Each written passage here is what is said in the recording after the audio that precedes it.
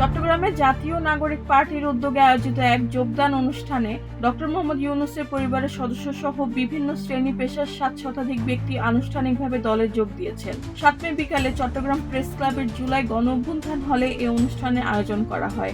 এনসিপিতে যোগদানকারীর মধ্যে content creator, শিক্ষক, চিকিৎসক, সাংবাদিক, প্রকৌশলী ও ব্যবসায়িকদের পাশাপাশি এলডিপি ও বিএনপির কয়েকজন নেতাকর্মীও ছিলেন।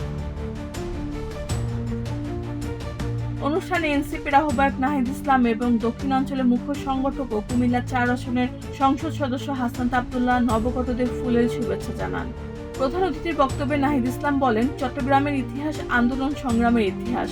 সূর্য সেন ও প্রীতিলতার মতো বিপ্লবীদের চেতনা ধারণ করেই এনসিপি চট্টগ্রামকে আরও সুসংগঠিত করবে। তিনি অভিযোগ করেন, নির্বাচন পূর্ব সংস্কারের প্রতিশ্রুতি থেকে বিএনপি সরে এসেছে। তিনি বলেন, রাষ্ট্র সংস্কার ও জুলাই গণহত্যার বিচার নিশ্চিত করার দায়িত্ব এখন এনসিপিকেই নিতে হবে।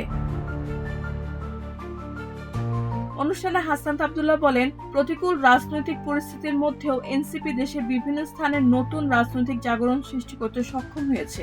তিনি দাবি করেন, দীর্ঘদিন বিএনপির জন্য ত্যাগ স্বীকার করা নেতাকর্মী এখন হতাশ হয়ে এনসিপির পতাকা তলে আসছেন। এই অনুষ্ঠানে চট্টগ্রামের এনসিপির কেন্দ্রীয় ও স্থানীয় নেতারা উপস্থিত ছিলেন। রেহানা বেগম, প্রজন্ম ২৪।